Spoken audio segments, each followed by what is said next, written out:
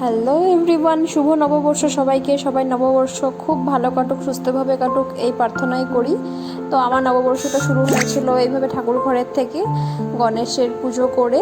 তারপর আমাদের নিয়ম আছে ঘরের সব দরজায় সিঁদুরের ফুটো দিতে হয়, তো আমি সেরকমভাবেই দিলাম। দেওয়ার পর আজকে যেহেতু মঙ্গলবার ছিল, তো আমরা কোনো রকম ননভেজ খাইনি, বছরের প্রথম দিন আর ওটাও মঙ্গলবার, তো আমরা নিরামিষ খেয়েছিলাম আজকে। তারপর সন্ধ্যাবেলা আমরা চলে গিয়েছিলাম মন্দিরে। আমাদের বাড়ির সামনে বজরংবলী মন্দির আছে, তো আমরা ওখানে চলে গেছিলাম। যেহেতু বছরের প্রথম দিন, ঠাকুর বা মন্দিরের থেকে শুরু করলে আমার মনে হয় বেশি শুভ, আর যার জন্য আমরা চলে গেছিলাম মন্দিরে। সেখানে আমরা প্রণাম করে, ভালো করে প্রার্থনা করে, কিছু ফটোস ক্লিক করে তারপর ওখান থেকে আমরা পেয়ে গেছিলাম আমার এক ফ্রেন্ডকে, আমার ছেলের ফ্রেন্ডকে। তো ওখানে আমরা মন্দিরে অনেকটা সময় স্পেন্ড করলাম। তারপর ওখান থেকে সোজাসুজি চলে গিয়েছিলাম আমার বাবার বাড়িতে।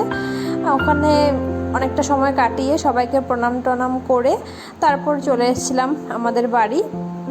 তো আমাদের নববর্ষটা ঠিক এইভাবে সাধারণভাবে খুব ভালোভাবেই সুস্থভাবে কেটেছে।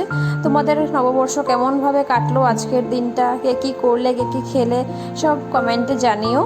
আর যদি ভিডিওটা ভালো লেগে থাকে তাহলে একটা লাইক, কমেন্ট আর শেয়ার করে দিও।